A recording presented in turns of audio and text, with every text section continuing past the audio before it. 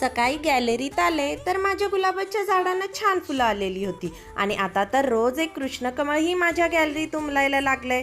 मग आज शुक्रवार असल्यामुळे ही फुलं तोडून लक्ष्मी मातेला अर्पण केली आणि लक्ष्मीची छानशी पूजा करून घेतली. आता आज श्रावण शुक्रवार असल्यामुळे घरात जिवती मातेची पूजा आणि सवाष्ण जेवणाचा कार्यक्रम होता. आता सवाष्ण जेवण म्हटलं की पुरणपोळी आलीच. सवाष्णीसाठी स्वयंपाक करताना पुरणपोळी केली.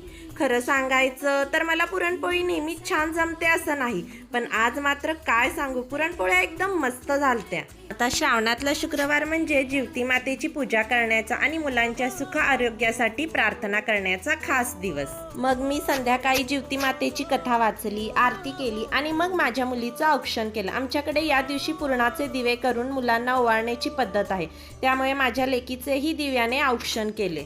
जिवती मातेचे व्रत प्रामुख्याने आपल्या मुलांना उत्तम आरोग्य, दीर्घायुष्य आणि सुखसमृद्धी लाभावी, त्यांच्यावर सदैव देवीचा आशीर्वाद राहावा या श्रद्धेने केले जाते. त्यानंतर घरी बोलावलेली सवाष्ण आली, तिचे पाय धुवून घेतले, तिला प्रेमाने जेवू घातलं आणि शेवटी तिची ओटी भरली आणि नंतर मग मी माझा उपवास सोडला. आता तुमच्या घरी जिवती मातेची पूजा कशी करतात, म्हणजे तुमच्याकडे काय पद्धत आहे, हे मला कमेंटमध्ये नक्की सांगा आणि व्हिडिओ आवडला असल्यास लाईक, शेअर, सबस्क्राईब करा.